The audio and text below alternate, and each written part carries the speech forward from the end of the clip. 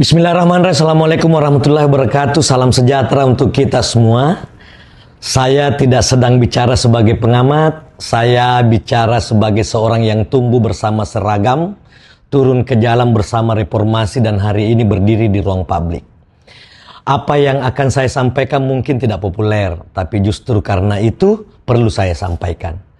Saya ini anak polisi, tapi bukan anak jenderal. Anak polisi biasa berpangkat Aibtu. Saya tahu betul rasanya beras bulog, tahu bunyi gaji tanggal 1, tahu sunyinya rumah panggung dan bukan rumah dinas.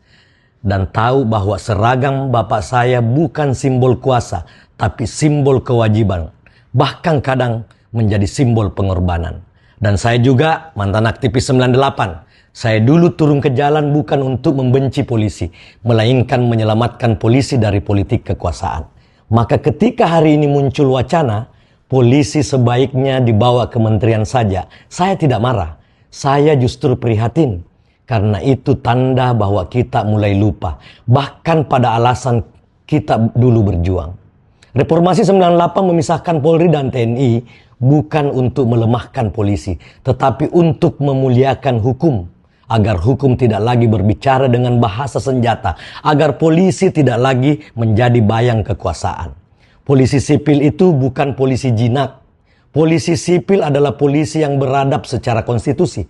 Bukan polisi yang ditaruh di bawah meja menteri. Mari jujur secara logika. Menteri adalah jabatan politik.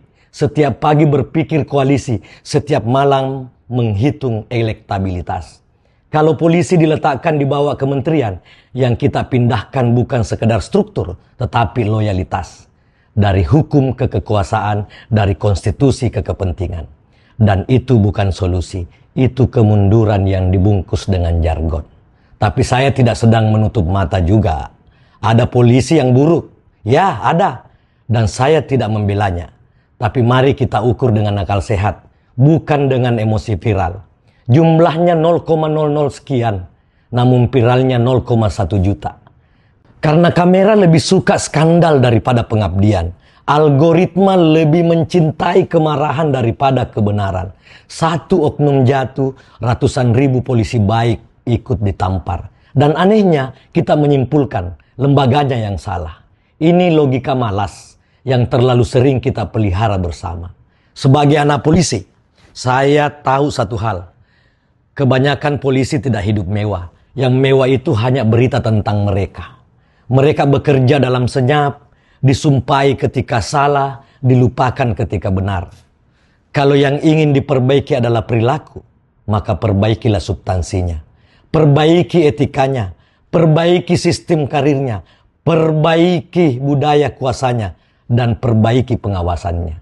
Bukan dengan memindahkan Polri ke bawah kementerian. Seolah-olah penyakit etik bisa sembuh hanya dengan ganti papan nama. Dan sebagai akademisi, izinkan saya tegas.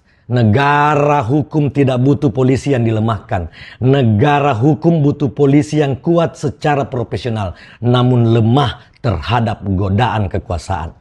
Dan itu tidak lahir dari subordinasi birokratis, tetapi dari kemewahan intelektual dalam tata kelola institusi kepolisian. Polisi yang tahu batas. Kita mau polisi yang paham bahwa seragam bukan tameng, melainkan itu adalah amanah. Saya ini anak polisi. Saya tahu rasa bangga itu mahal. Dan saya aktivis 98. Saya tahu kekuasaan itu licik. Maka posisi saya jelas. Polisi harus tetap sipil. Tetap langsung di bawah Presiden Republik Indonesia sebagai mandat rakyat. Namun direformasi total dari dalam, tanpa kompromi. Bukan dipindahkan, tetapi dimatangkan. Karena polisi yang kuat tanpa etika itu berbahaya. Namun polisi yang dilemahkan demi kepentingan politik, itu namanya bunuh diri konstitusional. Saudaraku semua, kita tidak sedang memilih antara polisi kuat atau polisi lemah. Kita sedang memilih antara negara hukum atau negara yang takut pada hukumnya sendiri. Dan reformasi 98 telah lama memilih jawabannya. Salam hormat dari saya, Profesor Dr. Insinyur Sakir Sabara bin Aibtu Haji Lawata. Wassalamualaikum warahmatullahi wabarakatuh.